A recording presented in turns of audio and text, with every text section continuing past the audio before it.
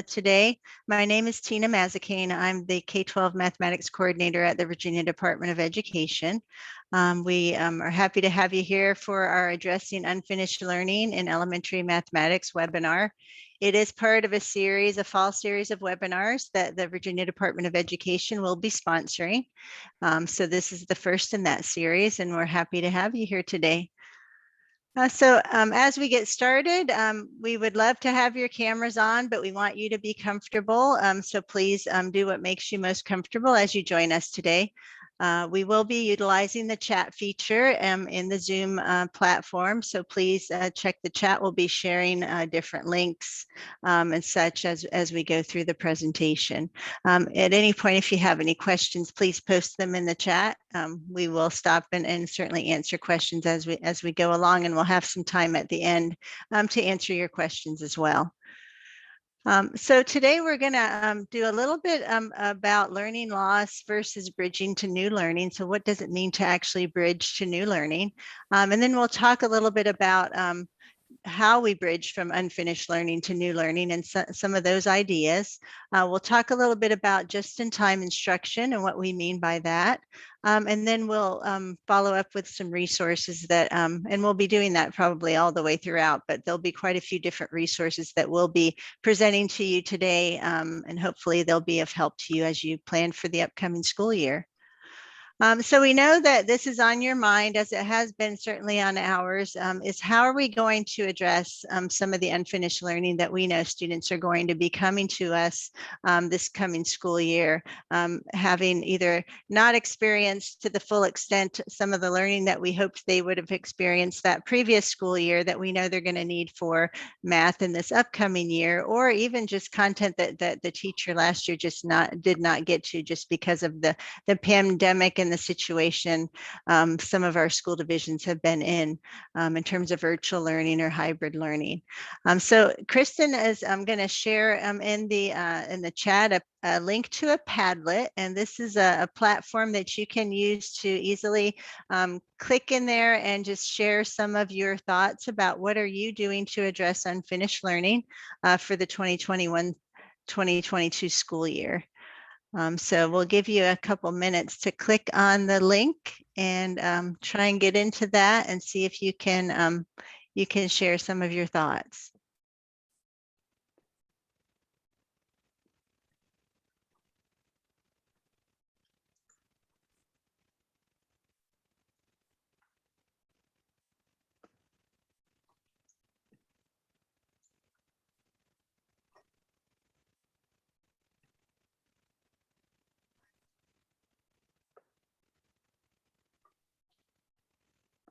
So Kristen, did you want to share, or did you need me to share, or what did you want to do about kind of sharing? I think, Deb, you have it up on your screen, don't you?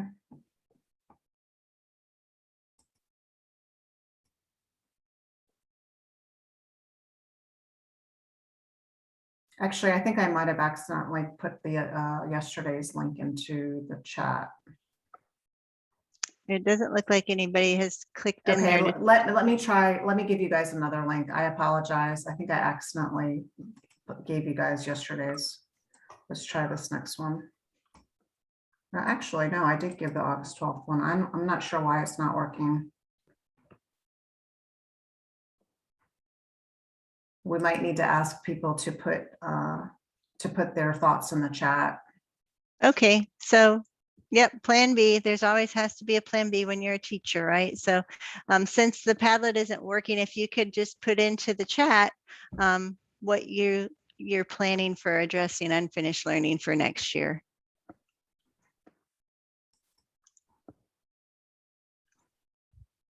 So somebody said the written, taught, and assessed curriculum, focusing on what they lost, using quick checks, somebody said. Pre-assessment, small group instruction, stations, standards-based grading, more pre-assessments and stations, formative assessment, intense intervention, curriculum, gosh, it's going so fast I can't read it. Reviewing vocabulary, that's one that vertical planning. Looking for student strengths. I like that. Um, using data from pre-assessments to drive instruction. Great. So it sounds like you all have been thinking a lot about this, as we have been as well. Maximizing learning through quick checks, guided math groups. So lots of great ideas. We're going to probably expound on a few of those today and hopefully give you some additional resources that will help you to think a little more about some of the instruction that you might be able to plan for next year. So first, we're going to talk a little bit about the idea of bridging to new learning. And you all have probably been reading things and see things posted on the internet about how far our students are falling behind in math, and how they're going to have significant learning loss, and how math skills have taken a big hit during the pandemic. And we do recognize that students are going to have some unfinished learning, and there's definitely things that we're going to have to consider as we go into our planning for next year. But we really encourage you to avoid this kind of deficit sort of focus on learning for students, and to try and pull together a more asset-based sort of approach. So instead of saying we're going to be looking at student learning loss, let's think about how can we bridge students to the grade level mathematics that we want them to learn this year. Recognizing that yes, there are going to be some places where we're going to have to fill in and kind of compensate for that unfinished learning. But if I'm a fourth grade teacher this year teaching mathematics, I'm going to make sure that I take every opportunity to bridge to that grade 3 content to ensure that my kids are ready for what I'm going to be teaching in fourth grade. So that's kind of what we're going to talk about tonight, is what does it mean to bridge to that new learning, and how can we, number one, determine what that unfinished learning is for our students, and then think about how we can fold that into our instruction. So on the next slide, I think it talks a little bit about the idea of remediation versus bridging to new learning. And when we bridge to new learning, we really do want to connect unfinished learning into the context of new learning. So remediation, we typically spend a lot of time below grade level content before we even move into new learning. And that's not really what we want to do when we bridge to new learning. When we remediate, we cover a lot of standards from prior grades or units. And in bridging to new learning, we want to integrate a few lessons from prior grades and units that we know maybe kids just didn't get that content at all last year, or we know that there's quite a few students that are going to need some additional instruction. In remediation, we oftentimes isolate from our grade appropriate learning. But for bridging to new learning, it's that idea that we want to have that just-in-time sort of approach to the learning. So whether we're in a core academic situation or we're adding extended time for students, we still want that instruction to fill in the unfinished learning that students need to access that new learning. And then oftentimes with remediation, we're focusing a lot on procedural fluency. And while that is important, and we do want to focus on that, in bridging to new learning, we really also want to make sure, is that conceptual basis there? How can we build that conceptual basis as we're approaching the new learning for the grade level that we're teaching this year? And how can we ensure that students are seeing how that content applies to what they're learning? So those are some differences you'll see, and you'll get a link to this presentation towards the end of the presentation, where you can go to this resource that we have linked to help you learn a little bit more about some of the ideas that this resource came from. So if you haven't looked at these came out in March, not this past March, but the previous March, when the pandemic first came out and many of the schools began to close. We created what we called tracking logs for mathematics. And then the other disciplines also developed these, but they're very simple documents. So as a fourth grade teacher, I might want to go to my third grade teacher and say, hey, what standards did you address during last school year? And which ones do you feel like the kids maybe didn't get enough exposure, or that you just didn't feel like you got a deep dive into last year? Because that's going to help me as a teacher to think about, as I plan my scope and sequence and I think about my pacing, if I know that the teacher last year didn't get to this particular topic, then I'm going to have to really build in that additional instruction for my students. And how am I going to fold that in? And I really need to be thinking about that. And that's something we need to be thinking about ahead of time and not wait until we get to the moment. But if we can plan ahead of time and work with the teachers from last year, that's going to really help inform our instruction. Knowing that some kids are going to move from different places or different schools, but as a whole, if we can start to get a handle on that, that's going to be super helpful. So those tracking logs are available from K all the way up through Algebra 2 for you to consider using. So we want to see if you've been able to utilize the tracking logs at all. Have you had a chance to utilize those? And if you have, what have you done with those? So in the chat, if you could just kind of share, have you used the tracking logs at all? And if so, how did you use them? I think Kristen put a link to those as well in the chat.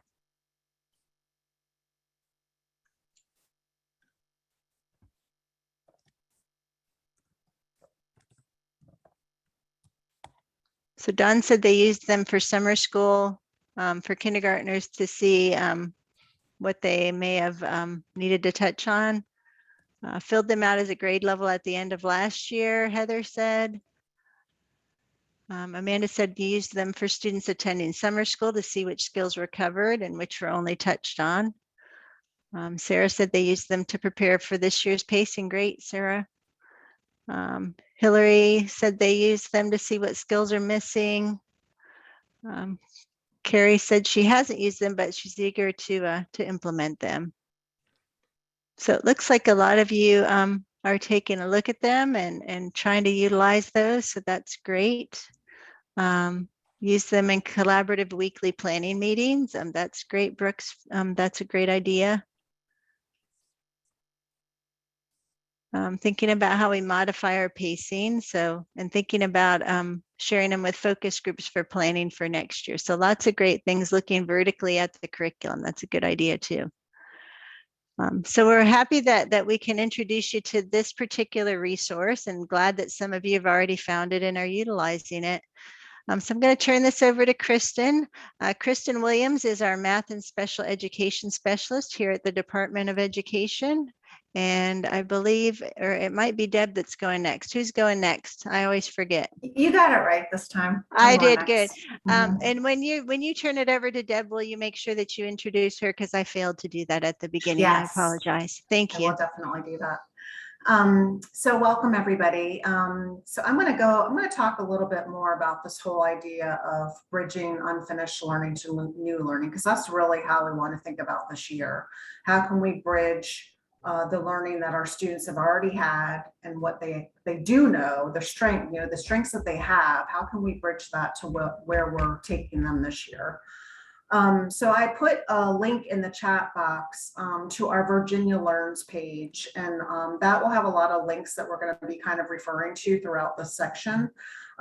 Back in April, we released this guidance. It was called Navigating Virginia Education in Uncertain Times. And there were educators that came together all across the state to put together this guidance for how do we go back to school after being in a virtual world, and what are some things that we need to think about.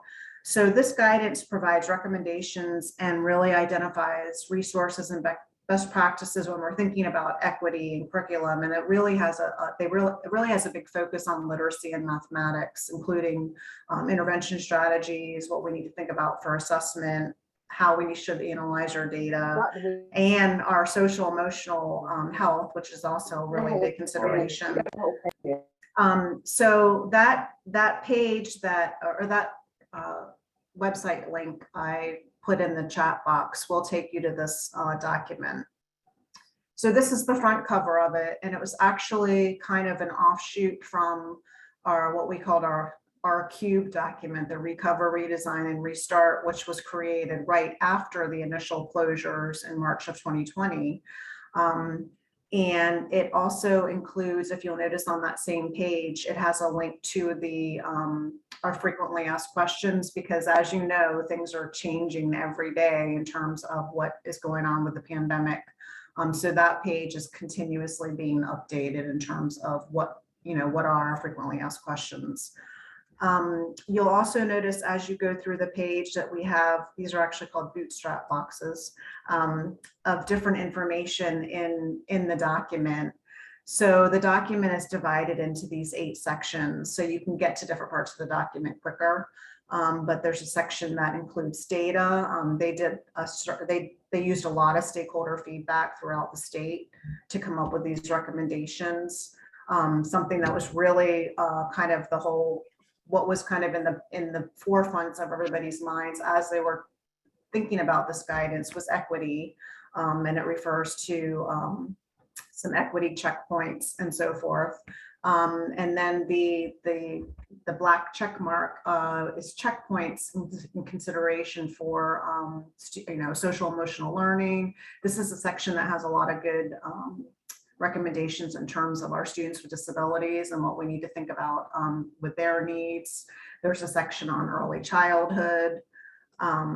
There is a section, if you noticed, if you go to this next slide, Deb, there's a section on language arts essentials. And then of course, we're going to be talking mostly about the bridging mathematics section.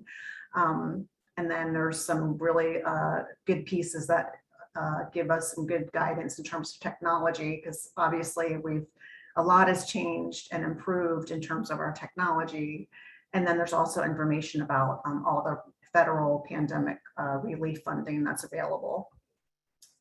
So if you go to the bridging mathematics section, if you go to the actual PDF of the entire document, this page comes up where you see these trucks. So you can either access the bridging documents through this PDF or that link that I provided in the chat. Just that actually probably gets you to the bridging documents quicker. But you can click on, I would go ahead and click on whatever grade you're most interested in terms of what you're teaching or where you're giving, if you're coaching or you're an administrator or so forth. So go ahead and click on one of the bridging documents for the grade that you're interested in. And we're going to talk a little bit about what the bridging documents include. So as you're opening up your particular grade level, we're going to talk about, you'll notice that as you open it up, there are standards that are in bold, and not all of them are in bold. The standards that are in bold are considered bridging standards. So when we were looking at all the standards and designating which standards would be considered bridging standards, we really looked at these three criteria. And you'll notice that these 3 criteria are described at the top of the document. So bridging standards really function as a bridge to which other content within the grade level, so those horizontal connections or content before the grade level or after the grade level, so you have those vertical connections. That the standard really serves as prerequisite knowledge for content that's going to be really hit upon in future grade levels. And then that content really possesses endurance beyond a single unit of instruction. So those were kind of the 3 criteria that we really looked at in determining what standards were bridging standards.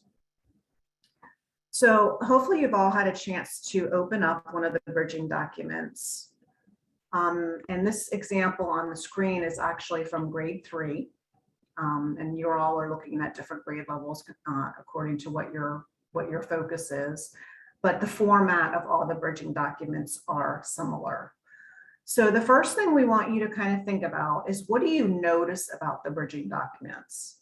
So as you're taking a look, go ahead and type in the chat box, what are some things you notice about the bridging documents?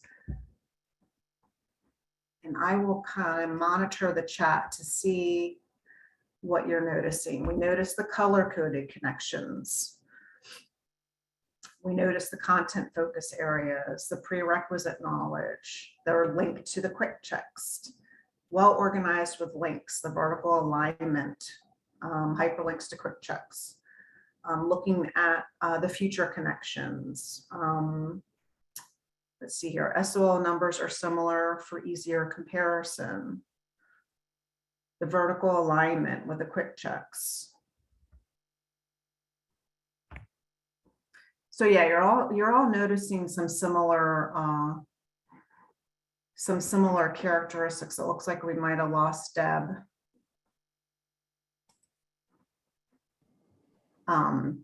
See if she ends up being able to come back to us, or I'll have to share my screen.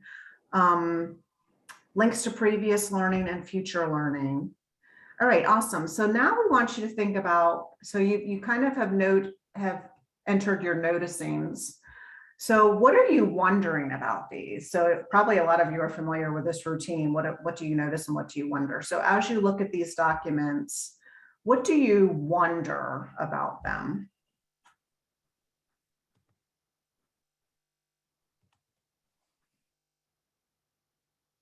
So go ahead and enter your thoughts in the chat in terms of what are you wondering?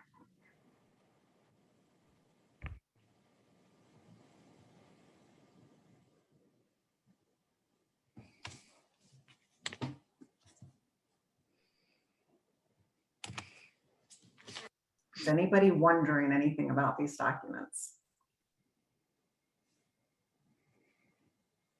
Wondering about the links to resources for supporting them. Okay, so actual instructional resources. Is it a suggested progression of learning? How will students be affected if we don't emphasize the non-bolded ones? And I think that's a really good wondering. And I think we want to make the point, and Tina and Deb, you can elaborate on this if you would like to. We're not saying to not teach the other standards.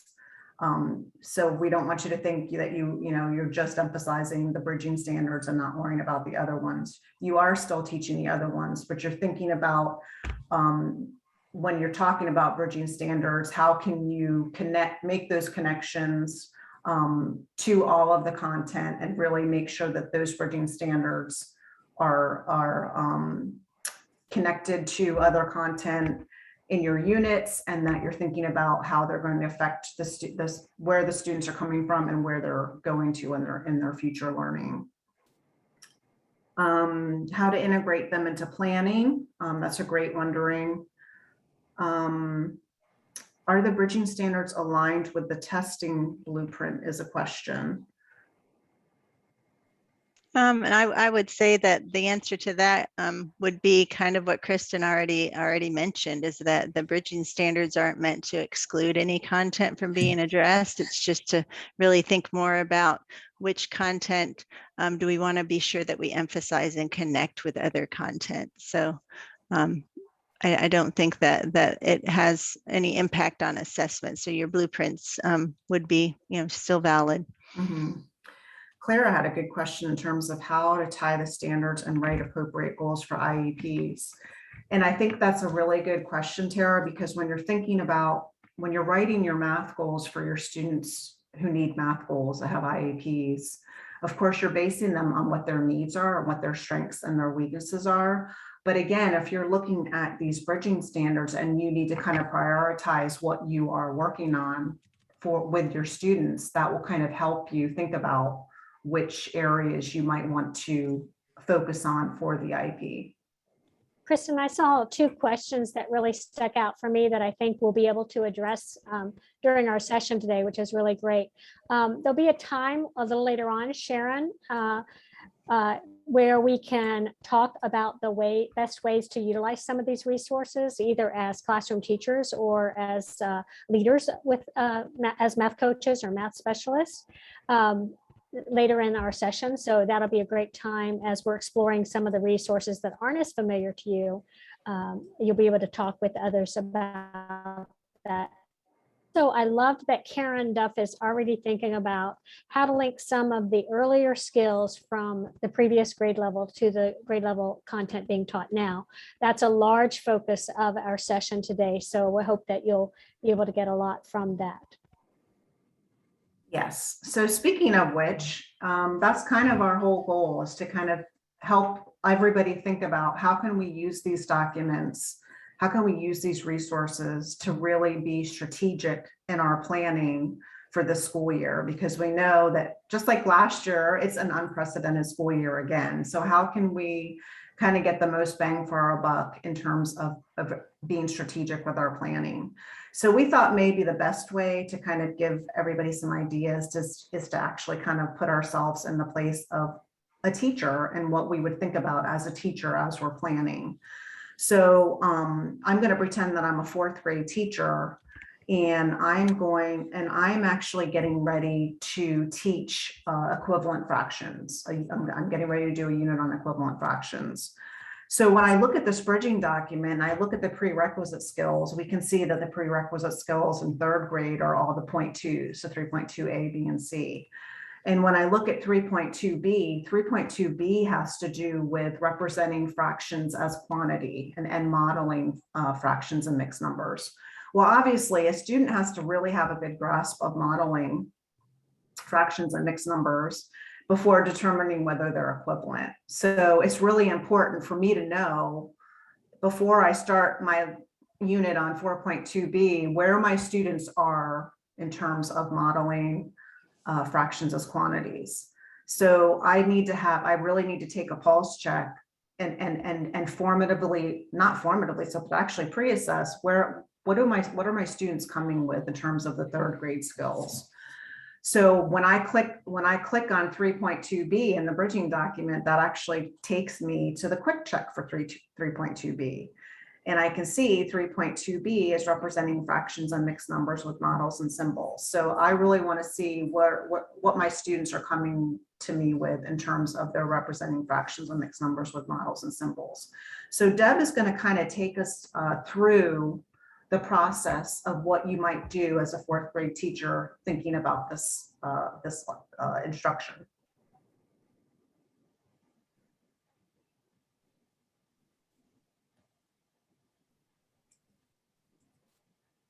Deb, I think you're muted. And actually, I was supposed to introduce you. Deb Delosier is our mathematics specialist. So we have 3 people in the math office of the VDOE. Tina is our math coordinator for all the grades.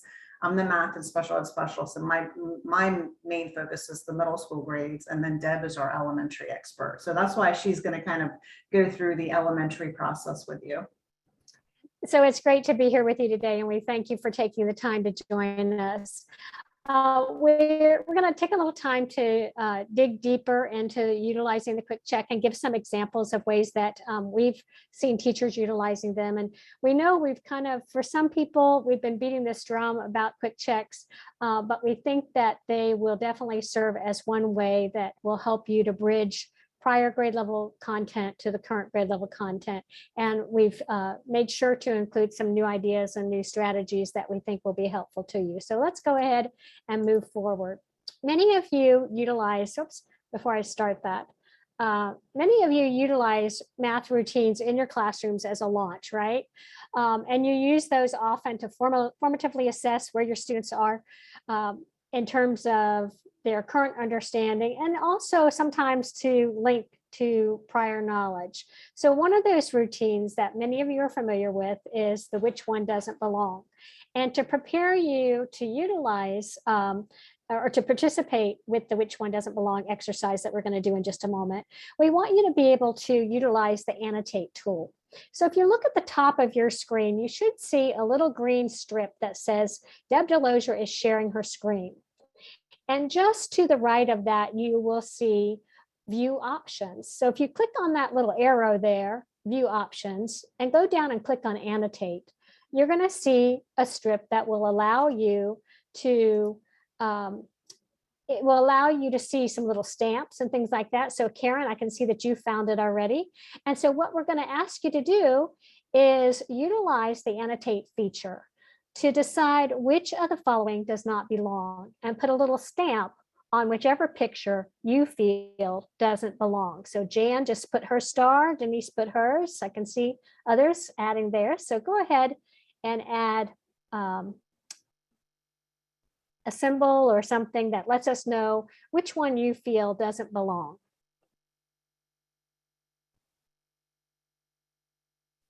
Poor D doesn't have any takers. Won't anybody take D? Oh, there we go, a couple of folks. And if you aren't able to use the annotate feature for some reason, please feel free to use the chat and just put in whichever letter you feel you'd like to choose. The annotate feature is fairly new to Zoom, and we have heard from others that use Chromebooks that you don't have that feature on some Chromebooks. So, so just go ahead and put your thoughts in the chat. That way you can still participate in the discussion. Okay, so hopefully everyone had a chance. And if you want to get rid of your stamp so that you're not continuing to put marks on the screen, you would go over and just click on mouse on that strip that gives you options. So let's hear from some folks in terms of why they selected a particular shape and decided that that one is the one that doesn't fit. So if you selected A as the shape or the picture that does not belong with the others, would you put in the chat box, please, why you feel like A doesn't belong?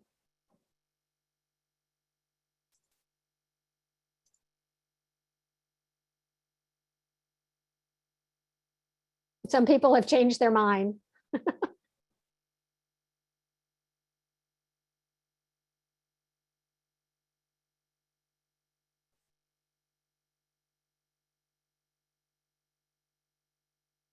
The shaded section is a quadrilateral and not a triangle as in the other shapes.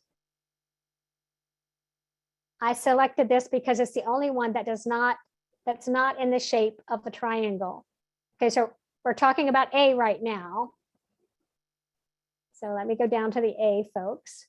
It's the only one that has a third shaded.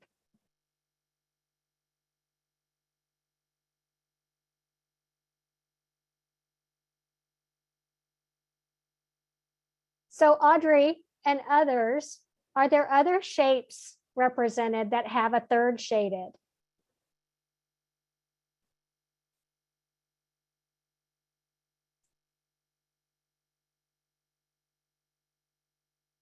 Someone says the shaded part is not in the shape of a triangle. My bad. Sandra, that's what we want kids to notice, right? When they notice something or they make a statement and then they realize, oh, that's not right. I needed to change my mind. I love that when that happens in class because kids learn that math is about thinking and that sometimes we have to revise our thinking, right? So that's wonderful. Thank you for being willing to put yourself out there. Oh, and so Susan is saying, well, B and D are both thirds. D can be simplified, or B can be simplified to a third. I'm having a hard time reading all these. They're going so fast. So let's go ahead and transition to B. If you selected B as the one that doesn't belong, would you say why B does not belong? So only the people who selected B would be responding right now. B has more parts shaded, Jamie. Correct, B has more parts shaded.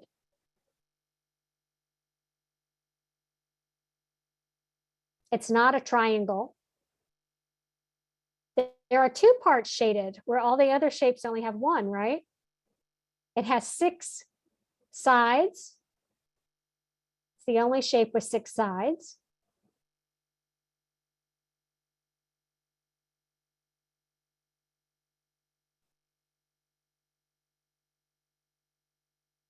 But someone noticed it does have internal triangles, right? So nice observation. So we would go through this in my classroom. I used this quite a bit. But what I often did was take and cut the shapes out and put them on different poster boards, sticky notes or whatever. And I have the kids write on a sticky note which one they felt didn't belong and their reasoning. And then they would take it and place it beside of the shape. So you could see how you can do this electronically, in this case, how we've done it here, but also how you could do it in a classroom. Routines like this are really great as a way to activate or to bridge to prior knowledge to the current grade level content. And you can do this all in 5 to 10 minutes. But there are lots of benefits, of course, for using routines like this. One, of course, is that all students have an entry point, right? Is there not a reason for each of these to not belong as long as the reasoning is correct, right? The one thing I like, though, about this particular which one doesn't belong activity is the discussion that we can have around C about why it doesn't belong. And C, as Carol pointed out, does not have equal parts within the whole. And Carol, I know you're a classroom teacher, and I know that you probably have kids, particularly at the beginning of the school year, who might struggle with this. I know I did. I was a third grade teacher at one point in my career, and some students would have said, well, that's a third, so it's correct too, right? They're all thirds, and that this was a third, but they're having to think about, well, how can I prove it? Or the teacher might be asking things like, how can you prove it? So it's a great way to address misconceptions.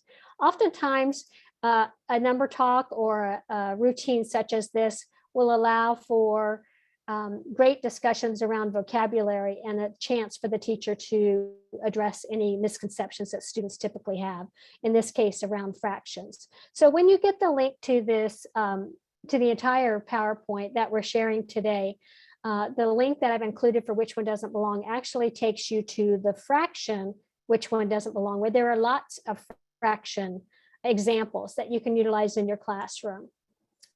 So we wanted to get us thinking mathematically a little before we moved on. So let me go ahead. Oh, trying to go way too fast. Let's try that again. All right.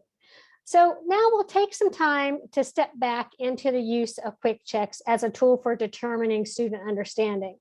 And many of you know that in the spring of this year, we had a team of Virginia teacher leaders assist us in vetting the virtual quick checks that have been developed by many folks around the state.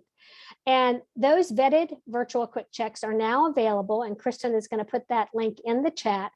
But on the screen, you can see that I have a picture of the spreadsheet. This is what the spreadsheet looks like. And actually, I'm going to just get out of here for just a moment, if I can stay on the right page, and take you to the actual spreadsheet. So I have the spreadsheet on my screen. And you can see, for those of you who aren't as familiar with Excel, at the bottom of the page, I can go to the introduction, which talks about how these were created. But then I can click on my grade level. So say I'm a second grade teacher, I can go to the grade 2 tab. And then you're going to notice that all the quick checks, this is the list of the virtual quick checks are listed here. Then I can click on any one of these that will show the content that I'm looking for that particular lesson, or if I'm planning for next week's math lessons, etc. And we're going to take a look at some of these, but we did want to kind of share that with you for the moment. We're going to actually dive deep into one of them in just a moment or two. So let's take a few minutes to actually experience one, okay? And I'm actually going to ask that you do one of the two that I've shown on my screen. We're going to actually go to Desmos, to the Desmos website. So on your computer, if you'd go ahead and type student.desmos.com. And then when you get there, we're going to look at either SOL 3.2b, the activity associated with that. And the way that you get there is then to type in the code here. Or if you're a primary teacher and you would like to look at a primary skill, but an associated skill to the representing equivalent fractions we were talking about earlier for grade 4, you could look at the 2.4c activity. And here is the code for that one. So we're all going to student.desmos.com, and then you're typing in one of the two codes, and you're going to try out that activity. And I'm going to give you a moment to do that, and then I'm going to go to the web page where you're going to be able to well, I'm going to take you through the teacher aspect of looking at this.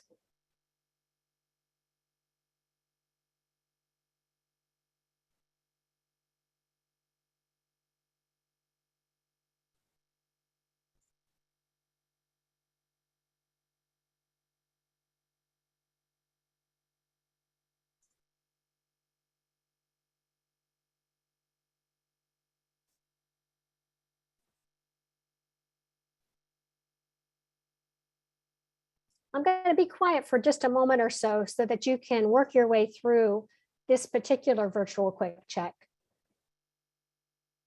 But when you're ready, or if you've not been able to get into either one, go ahead and take a look at my screen so that you can see what the teacher sees. And I'll talk you through some of this in just a moment.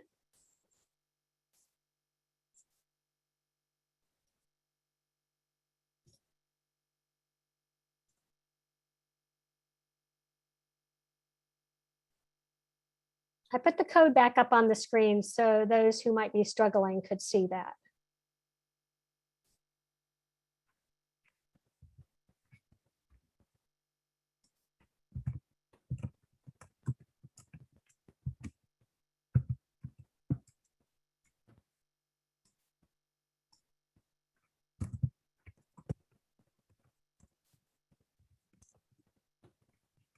So one of the cool things about using Desmos, even in the elementary school, is that as the teacher, you can see students as they're working through the activity. So I'm actually going to press pause. And so you might notice now, if you're working in the 3rd grade activity, that I have paused the activity and you can't work just now until I unpause. So I'd like you to kind of go back and look at my screen for just a moment, and I'll let you continue after I talk again and kind of explain some of the pieces here. Okay, so you can see the people, the folks that are in the class. Hi, Lynn. Hi, Carrie. Hi, Jennifer. Great to see you. But maybe I, as the classroom teacher, don't want my students to know who is where and what their work looks like. So I can make everyone anonymous by clicking this button here. So now they have these nice, cool names, and no one really knows who they are, except that I can go and see, you can see David Blackwell is really Alib. Cynthia Rezeal is actually Mary, but the students don't know. And that is a nice feature, because what if I want to sort of highlight something that Sarah has done, okay? And I can go and see exactly Sarah's drawings, and we can have a discussion as a class, or I can just be using that information because I'm checking for student understanding. I can also go to a particular question. So let me go to this one here. And if I click summary, no, that's not what I wanted. That's this one. Yeah. So notice if I scroll down, I can see everybody's drawing. And I can see that Margaret hasn't had a chance to start yet. Maybe that's because I paused before she had a chance to do this one. Okay. But I can see all of my students' work in a snapshot. You can't do that normally in a classroom, right? Normally you're trying to walk around, you're trying to look at everybody's work, but look how quickly I can see where my students are and how they're doing. So that's kind of a cool thing. So I've unpaused you if you're wanting to continue to work. If I want to look at the activity from the student perspective, I can click just on the student, and I can scroll down and see exactly what the students see when they look on the screen. The other cool thing about using Desmos in the virtual quick check versions is that under teacher moves, we've added the teacher notes from the actual quick check. So remember, if you've been utilizing the quick checks, that they contain common errors and misconceptions. And that's where you'll find this information, is under the teacher moves, okay? It talks about students may draw a model of 2, 6 because they're unsure how to represent the whole number. Or other students may draw the 2 whole sets, but not know how to show the 2, 6, right? Different pieces that students might struggle with. So those are some of the cool features. Kristen, did I miss anything?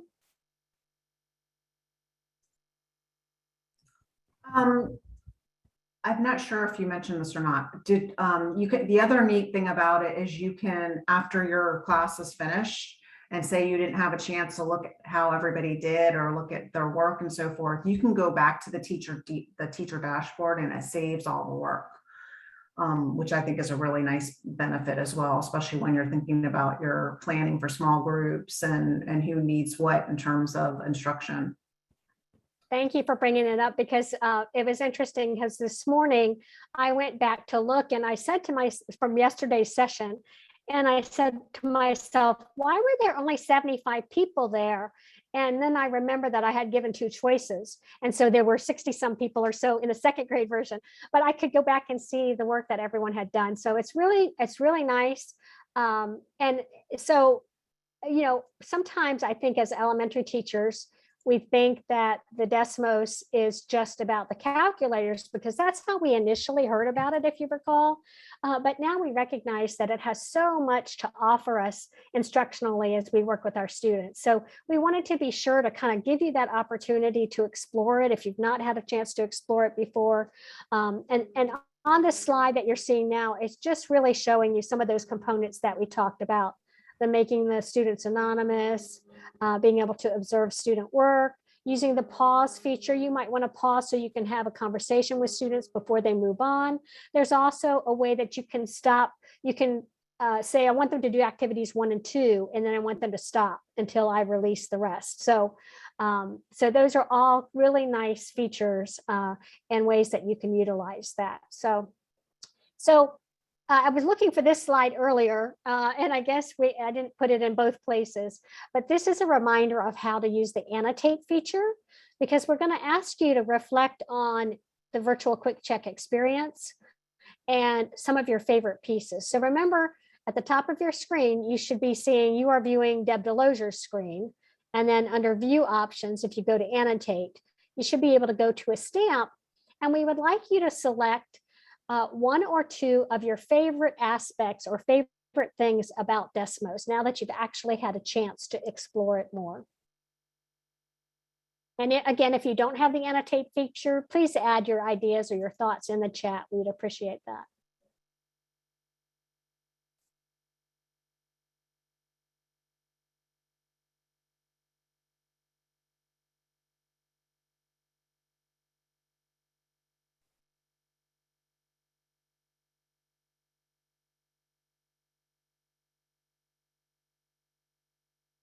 So Catherine says, I can see each student's progress. That is one of the best things, isn't it, Catherine, to be able to see everybody's work so quickly too. And as they're working, right, Jamie, that is really nice. You can see if someone gets stuck or appears to be stuck because they're not moving forward. So then you can check in with them. And of course, if you're working virtually, that's really great to be able to do that, because you don't always have that opportunity. We also have the snapshot tool, which is really cool because you can take pictures of different work. And then as you're doing your class discussions and your discourse, you can select and sequence the work, which is a really cool feature. Lynn, I love what you put in the chat. You can easily determine groups of students to meet with based on need. Very important, right? And we know that more than ever this year, we're going to have to be really alert to what our kids are understanding every step of the way, so that we can try to intervene as needed along the way. So great ideas. You guys did a great job with that. So let me clear everything so we can move on to the next piece. Hey, Kristen, I think that you had mentioned too that another teacher could be added to the same activity. So if you were team teaching with another teacher, they could both look at the results. Is that correct? Yes, you can add. So if you're in a co-teaching situation, with a general ed teacher or special ed teacher, both teachers can be on the class. And another great reason to use this is it will help provide information for the special ed teacher in terms of progress monitoring, IEP goals, when you're forming your small groups for your different co-teaching models, when you're doing your stations, your parallel teaching, your alternative teaching. So yeah, it's an amazing resource that really has a lot of benefits for all of our kids. Thank you for sharing that. That's really important if you're co-teaching. And I had the pleasure of co-teaching with a special ed teacher all year long. She came into my room and we co-taught mathematics, and it was one of the greatest experiences. So we've shared with you the virtual quick checks, and you've had a chance to experience it. But we did want to remind you that the quick checks were created to be very flexible. So in thinking about when, where, and how you might utilize them, we just want to make sure that everybody is aware you can take one question at a time from the set. You could use it as a warm-up or an exit ticket so that you could have that information and planning for your lesson the next day. Or you could utilize it at any point in the lesson, either virtually or in person. You can utilize them with individual students or small groups or your entire class. We just did an entire quick check with the whole class. So I kind of modeled that, but you don't always have to do it that way, right? And as I mentioned, you could use it as a warm-up, and certainly formative assessment is going to be extremely useful to you as you move forward helping students. In terms of thinking about additional ways, an example that would be a teacher utilizing the quick check or questions to connect prior knowledge with current grade 4 content could be at the beginning. So she might use one of these questions to kind of see where everybody is in their understanding. I use whiteboards a lot in my classroom, and perhaps you do, or you use something very similar. Students had their own whiteboard, so they were able to represent this and individually and show it to me, because you don't always have one-to-one computers where students could do the virtual version. So we just wanted to be sure that you're thinking about all the ways that you might be able to utilize these moving forward. One of the things we want to make sure that you know for our early grade teachers in particular is that most, if not all of the kindergarten and first grade quick checks are in Google Slides. And so I just changed to the Google slide for SOL 113. Okay, so this is a first grade quick check, virtual quick check. And here I can have my students sort. This is the sorting by attributes standard. And so students can manipulate the shapes and do sorting. However they decide what the criteria is going to be, right? So I think you all figured out what my criteria is. But another student who has the same slide could be sorting by triangles on one, and or straight edges, right? No sides. So my circles would be on the one group. So there are lots of ways that they might be sorting. But the interesting thing, or nice benefit rather, is that the teacher notes are included in the presentation notes section. So they're all right here for the teacher to look at. And if you've ever used slides, it's extremely easy to duplicate the slide. So I can do that over and over again. When you click on the standard in that spreadsheet that I shared earlier, when you click on the standard, if I'm in first grade, it's going to force you to make a copy. It automatically will come up, make a copy, and you just click that. It makes a copy in your Google folder. So I just wanted to share that feature with you, because many of the kindergarten and first grade quick checks were developed in Google versus Desmos. But there are some, and especially starting at second grade on up, most of the quick checks you'll find in Desmos. But we're going to talk a little bit more about some of the primary activities that you'll also find in Desmos moving forward. All right, so getting back to this idea of bridging to new learning. We know that this year is going to have its challenges, but we also know that the research is clear. It's clear that creating a bridge between prior concepts and the new concepts at the current grade level are going to be key. So for instance, we keep talking about this fourth grade teacher. The fourth grade teacher, for example, is going to need to start with fourth grade content. You're not going to have time to go back and redo all of third grade that you think might be lacking, or that kids might not have had sufficient time to learn, right? So the research is telling us we must start with the current grade level content, but then we have to strategically build in key third grade concepts when students might need them, hence that just-in-time idea, in order for them to master grade level work. The just-in-time teaching ensures that students spend more time on their grade level work. The key, of course, is ultimately to get to grade level if they're not already there. The TNTP report that we mentioned is linked here on the screen, and as we mentioned earlier, you'll get a copy of this presentation. But it mentions it provides strong evidence that learning acceleration, not the traditional approach to remediation, should be the foundation of school systems plans in helping kids recover during this special time, this pandemic time. So what does just in time really mean? Well, we're going to give you an example, but before we do, we just want to take a quote from the Recover, Redesign, and Restart report resource rather, that was put out in 2020. And it talks about how assessment should not be interpreted to mean a testing event, but rather a process of data collection that's ongoing, formative, and has low or no stake. That's what the just-in-time quick checks were created for, to allow formatively assess students to plan instruction. So let's give an example or show you an example of this idea of just in case versus just in time. So remember, we started out our session today talking about this standard 4.2b. Students will represent equivalent fractions. Of course, you know the limiters right here.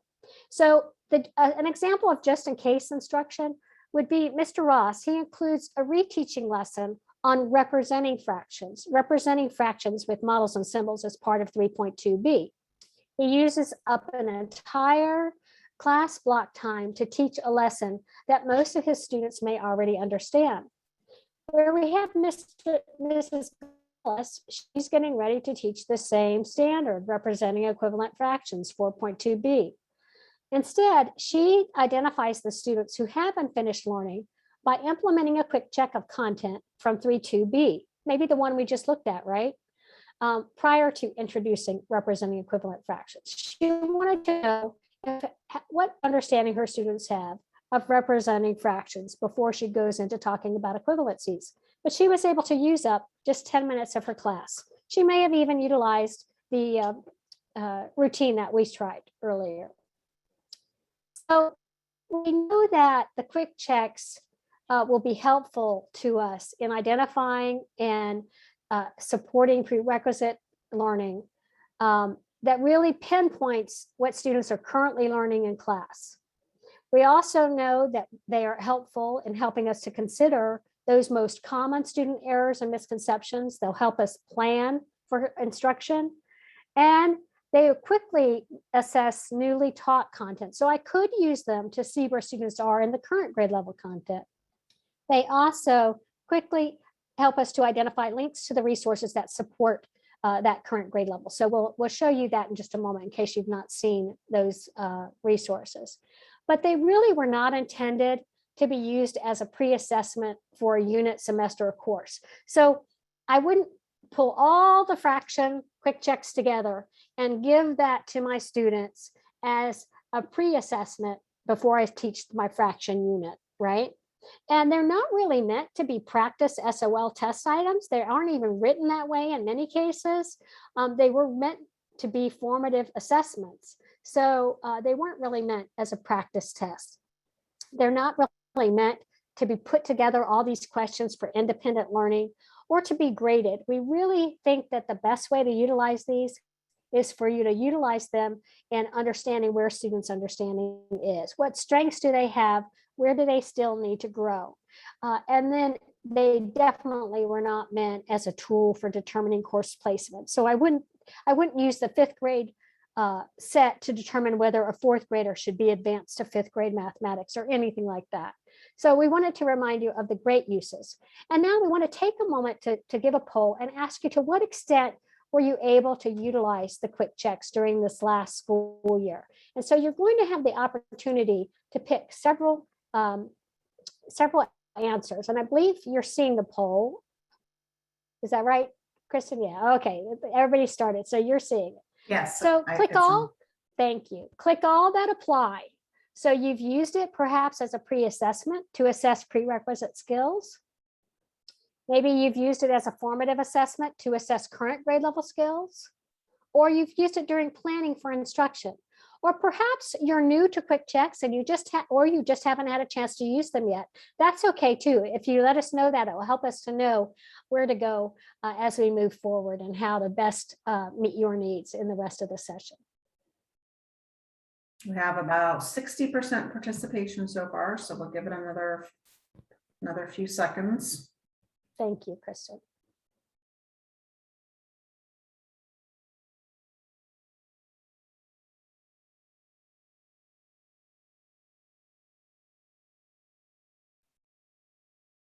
Getting closer. We have still have- about 75%.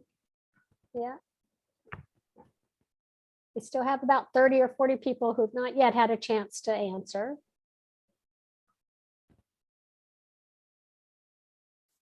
Okay, I think we're in pretty good shape. So All right, we'll go ahead I'm and gonna- stop there. All right, so it looks like 35% of you have used it as a pre-assessment to assess prerequisite skills. 47% have used it as a formative assessment to assess current skills used during planning for instruction, and that, or I'm sorry, 42% have used during planning for instruction, and about 32% of you have not had a chance to use this resource yet. And some of those might be some of our administrators who are on the webinar today as well.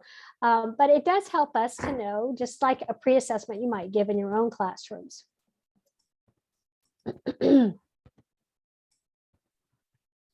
All right, so we want to take an opportunity to just look at a quick check. And I think, Kristen, are you going to put that one in the link in the chat box? Excuse me. Yes. Sorry, I need a drink of water. I'm going to put a link in the chat for this particular quick check, which is the one we've been talking about, 3.2b. Thank you. So I am going to get out for just a moment and pull that up on my screen. And you likely will have pulled it up on your screen as well. Although you don't have to, you could follow along with me if you would like. So just a quick refresher for those who may be newer to using the quick checks. I wanted to just share about the components. Of course, you see under grade level skills, you notice that those are the EKS bullets. And if I click on the quick check tab, it takes me directly to the questions. If I click on the teacher notes tab, it takes me directly to teacher notes. But the nice thing about page 1 of the quick checks is that you see the supporting resources. So the teachers who helped us to develop these really looked at the mathematics instructional plans and identified which ones correlated most closely with this standard. And they also looked at the word wall cards, and they provided the links here for you, but they also put the cards that they felt applied most directly to this particular content. If there were instructional videos, those were included along with the links. And in addition, if there were student performance analysis PowerPoints still available, then they put those links. And as you'll notice here, they put any Desmos activities that were on our Desmos activity log, which we're going to share with you in just a moment there. And last but not least, at the bottom of the page, it always gives you the supporting and prerequisite standards. So remember, this is standard 3.2b. That is representing fractions and mixed numbers with models and symbols. So at the bottom, these are the supporting standards. And you'll notice that they go all the way back to first grade. So if I have some students that I might want to go back even further than the third grade standard, I can utilize those as well. But then as I scroll on, you see the questions that we shared earlier and that you solved using the virtual quick check. So this is the print version, and we'll put that link for all of the quick checks in the chat box as well. But then the next section provides the teacher notes. So one of the things that the teachers who helped develop these did was to identify first what were those common misconceptions that students make around representing fractions? And then they created the question. And they provided those misconceptions here for you. And they tried to give you examples of how you might help students. So here, and a suggestion is that additional opportunities to name given models and to create models of fractions greater than 1 may be helpful. So they are really great resources in planning instruction and also in providing formative information on your students' current understanding. All right. I have a frog in my throat for some reason. All right. So bringing this section to a little bit of closure, as we strive to meet the needs of students this year, which we know it's going to be a challenging year, but you know, we have great educators in the state of Virginia. You all are going to do phenomenal work. And our students are so eager to get back to school, to see their friends, to see their teachers. But sometimes when we're thinking about how are we going to fill what sometimes appears to be gaps in student learning, remember, these aren't gaps. It's just where our students are. Like at any other time, when we start a new year, we're always thinking about, I wonder what my students know about this. I wonder what my students know about that. And sometimes we make what this resource Achieve the Core calls common missteps. So sometimes we blindly adhere to a pacing guide or to a calendar, but the recommendation is really to use formative data to gauge student understanding so that it can inform our pacing, right? And then in the chart that we're going to be showing you on the next couple of pages, what we tried to do was take those missteps, recommendations, and provide you with links to any DOE resources that we feel would benefit in that area or that would go along with that particular recommendation.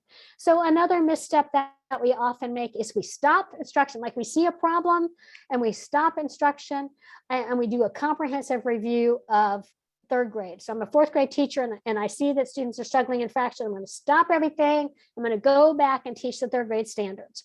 Well, that's not the best thing to do. We really have to think about how can we provide that just-in-time support with each unit or during that planned intervention time. And something that will help you with that is those just-in-time quick checks. And trying to address every student gap, there's just not going to be time to do that, but we can prioritize those most essential prerequisite skills and understanding that's going to help with the upcoming content. And so some of the resources found in the Virginia Learns Math Bridging documents will help you with that. In terms of thinking about trying not to go back too far in the learning progression, you want to track that progression, right? Diagnose and find out where kids are exactly so that you can meet them right where they are. And some of the resources that help there are going to be the quick checks, but also the MVAT tool. The MVAT tool will show you the progression from kindergarten all the way to Algebra 2. So that will be a helpful tool as well. One of the things that we often do is we reteach students using those same strategies that weren't successful before. So we need to think about how do we provide a new experience? How do we engage kids in a different way that's still appropriate and still connected to the content? So here you can see we put a link to the instructional plans, the mathematics instructional plans, as well as the co-teaching math instructional plans and the rich mathematical task. And we hope you'll be able to utilize those as you move forward this school year. The next thing really to think about is not that we often make the problem that we often do is disconnect an intervention from what's happening in class. So if kids are working on something different in their intervention than what is being focused on in class, that's not the best way to go about it. We really want to connect those learning experiences to the intervention so they complement one another, right? And so the Algebra Readiness Initiative plans can assist with that. Those plans, however, are more grade 4 and up. But they can help you with that, as well as the other resources that we've been sharing today. But being sure that we focus on essential knowledge and skills from the current or previous grades as it relates to the upcoming content, rather than just choosing content based on students' weaknesses, but really thinking about how those students' weaknesses connect with the essential skills and knowledge that they need for the upcoming unit or for what we're working on right now. And so the tracking logs will help if the prior grade level has shared those with you. That can be very helpful in your planning if you know that students didn't have enough exposure, or the previous grade teacher didn't feel the students were as successful as they could have been in certain areas. So tracking logs or something similar that provides you some of that information will be helpful. The last misstep on the chart here is teaching all the standards during intervention in a step-by-step, very procedural way. We have to keep in mind the level of rigor of the standards, right? When we're designing the activities and tasks that we're providing to students. So we want to make sure that they align versus providing step-by-step strategies and not meeting the level of rigor. So you definitely want to refer to the frameworks as well as utilizing rich math tasks moving forward. So hopefully some of those strategies will work, or some of the resources will be helpful to you. So we wanted to spend a few minutes doing sort of two things. I've kind of modified this a little bit. We're going to do a breakout room activity, and we want you, Kristen's going to put in the chat the link to the PowerPoint. So we want you to go to slides like 40, 41, and 42. That's where the slides I just went through. And look at some of those resources. Choose a resource that's either new to you or you haven't had a chance to explore. Maybe you knew about it, but you haven't had a chance to check it out. So we'd like you to choose one of those resources. When you get into breakout rooms, you're going to introduce yourself. You're going to explore the resource. And then you're going to share with members how you think you might be able to utilize that in your setting. But also, when I said I'm going to modify it, I'm still keeping in mind Sharon early in the session, who talked about how to help teachers. She's supporting teachers. So how might she help teachers utilize some of these materials in meeting the needs of students in the coming year? So Kristen, are we about ready? You're on mute, so we're not hearing you right now. Sorry. Kristen's going to open up our breakout. Yeah, I'm thinking we're going to do 40 rooms. So it'll be about four participants per room. All right. All right. Yeah, here we go. That's perfect. We'll bring you back in about 10 or 15 minutes. We'll check out how you're doing, but you should be getting an invite. And if you would join the breakout room that we're sending to you.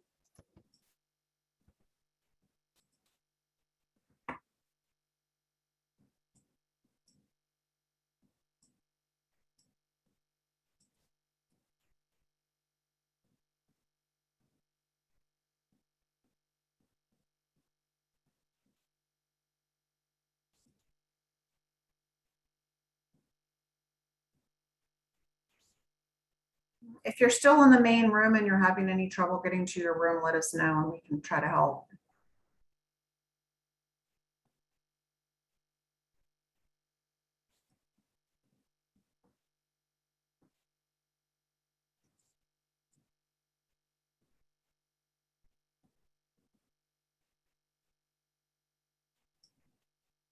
Sharon or Betty, can we help you at all?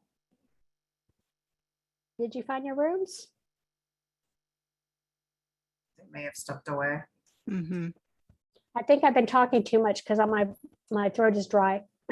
Mm-hmm.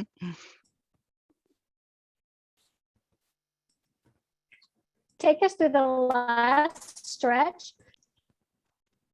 All right, everybody. Well, we hope that you enjoyed having a little bit of time to network with some of your colleagues. It's always nice to be able to talk to someone outside your school division. Sometimes it's on the whole other side of the state, which is it's really great. So we wanted to just share some additional resources that you may or may not be familiar with. So on the next slide, we have some information about a resource that, can you click to the next slide, Deb? Sorry, I was in the chat. You're fine. So not only do we have the just-in-time quick checks, as we mentioned, that are available on our website in Word and PDF format, but we also have the virtual formats that we kind of previewed for you today. Those are available in an Excel spreadsheet, and currently they're available for kindergarten through Algebra 1. And so you can take a look at those and kind of see what might help you in your instruction as you plan for the upcoming school year. And on the next slide, it looks like we've got information about our Desmos activity log. And this is also an Excel spreadsheet with several links that are organized by grade level. And they are activities that align to the standards of learning that are available in Desmos. So these are in addition to the virtual quick checks. These are actual activities that you can use with your students. We did have a committee that worked and revise this log. So we'll be posting that later this month after we've been able to vet all of those links and make sure that they're working appropriately. So you'll have an updated version of that. We also wanted to mention that we've been working since this past spring with George Mason University with two of the professors there. And we're very excited about the work that they're doing and creating bridging activities. They're working in grades K all the way up through 8th grade, looking at how we can bridge from one grade level to the next and creating modules that include different resources and things that might help you in planning your activities and your instruction to help bridge from that one grade level to the next. So on the next slide, it shows a little bit of information about what a bridging activity might look like. So they typically include a just-in-time quick check that you can click on and use with your students. And then for example, this one is again that example we've been using from 3rd grade into 4th grade about equivalent fractions. It might include some classroom routines or games or a link to a rich task or even some other resource links that might help you in planning instruction. So again, another bank of resources that might be helpful to you. We are going to be previewing this particular resource on August 31st. So if you're interested in joining us, you do have the link to this presentation. So you can click on one of those 2 links and register for those webinars that will be happening later on this month. And those resources will be rolled out at that time so you can kind of look and see how they work and what's available. We also mentioned at the beginning of the session that this is a first in a series of webinars that the Virginia Department of Education is offering. So late September or early October, we'll be looking at using small group instruction to address unfinished learning. And then in mid-October, we plan on looking at planning intervention strategies to bridge to new learning. So be on the lookout for registration links for those particular opportunities. Oftentimes we put those on our Teacher Direct website, and those are also emails that go out every Wednesday. If you haven't registered for Teacher Direct, you can go to the VDOE website and there is a link for you to put in your email, and they'll send you an email every Wednesday about different offerings, not only in mathematics, but other disciplines and information. So as we close up today, we've talked a lot about addressing unfinished learning. So just kind of want to get your closing thoughts about what might be your next step in planning, or maybe some ideas that you got from today's session to help you in planning for that unfinished learning. We can also certainly stay on afterwards to answer any questions that you may have. So feel free to hang around and open up your mic. We're happy to answer questions. We're very pleased that you're able to join us this afternoon for this session. We wish you the best of luck as you open school, if you haven't already, and have a wonderful school year. So please feel free to stay on and ask questions, or you can put your questions in the chat along with your ideas about how you're going to address unfinished learning this coming year. But thank you. Have a great evening.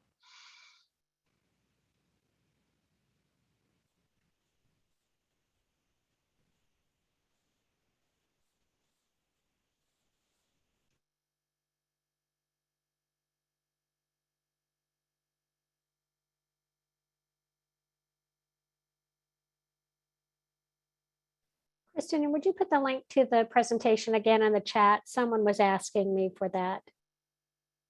Thank you.